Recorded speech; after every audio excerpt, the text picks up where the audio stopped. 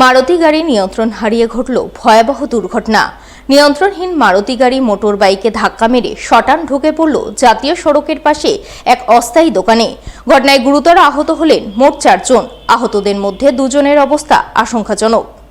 বৃহস্পতিবার রাতে ঘটনাটি ঘটেছে মালদার গাজলের বিদ্রোহী মোড় 512 নম্বর জাতীয় সড়কে। প্রত্যক্ষদর্শীদের মুখ থেকে জানা গেছে, এদিন রাত 10:30টা নাগাদ একটি মারুতি গাড়ি গাজল থানা রোডের দিক থেকে প্রচণ্ড গতিতে বিদ্রোহী মোড়ের দিকে যাচ্ছিল। কিন্তু বিদ্রোহী মোড় 512 নম্বর জাতীয় সড়কে হঠাৎ করে মারুতি গাড়ির চালক নিয়ন্ত্রণ হারিয়ে ফেলেন। ফলে নিয়ন্ত্রণহীন গাড়ি প্রথমে একটি মোটর বাইকে সজোরে ধাক্কা মারে। ধাক্কা মারার পর মোটর বাইকটিকে টেনে হিঁচড়ে নিয়ে গিয়ে মারুতি গাড়ি জাতীয় সড়কের পাশে এক অস্থায়ী দোকানে ঢুকে পড়ে। এই ঘটনায় মোটর বাইক চালক সহ দোকানে বসে থাকা 3 জন গুরুতর আহত হন। স্থানীয়রা সঙ্গে সঙ্গে তাদের উদ্ধার করে হাসপাতালে পাঠান। এই ঘটনাকে কেন্দ্র করে এলাকায় ব্যাপক উত্তেজনা তৈরি হয়। পরে গাজল থানার পুলিশ গিয়ে পরিস্থিতি নিয়ন্ত্রণে আনে বলে জানা গেছে। কি হয়েছে বলতে, ওই দিক থেকে একটা গাড়ি আসছিল আর সামনে মোটরসাইকেল ঠেকতে যাবে দোকানে এসে ঢুকে গেল। লেগেছে কারো? হ্যাঁ, ওই যে দোকানদারের অবস্থা মানে আশঙ্কাজনক এখন। তারপর এখন নিয়ে যাওয়া হলো হাসপাতালে।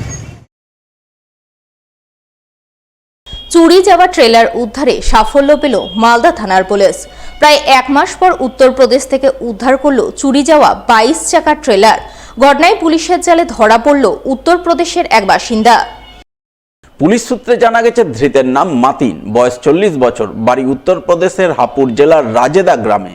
তার বিরুদ্ধে অভিযোগ, সে গত 15 জানুয়ারি পুরাতন মালদার নারায়ণপুর 12 নম্বর জাতীয় সড়কের পাশ থেকে ইঞ্জিনবিহীন 22 চাকার একটি ট্রেলার অন্য একটি ইঞ্জিনে জুড়ে চুরি করে নিয়ে চম্পট দেয়।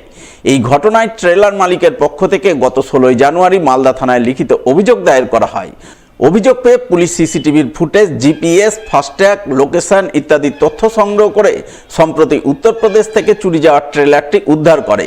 পাশাপাশি ট্রেলার চুরির ঘটনায় উত্তরপ্রদেশের বাসিন্দা মাতিনকে গ্রেপ্তার করে ট্রানজিট রিমান্ডে নিয়ে বৃহস্পতিবার মালদা থানায় নিয়ে আসে। এরপর শুক্রবার ধৃতকে পেশ করে মালদা জেলা আদালতে।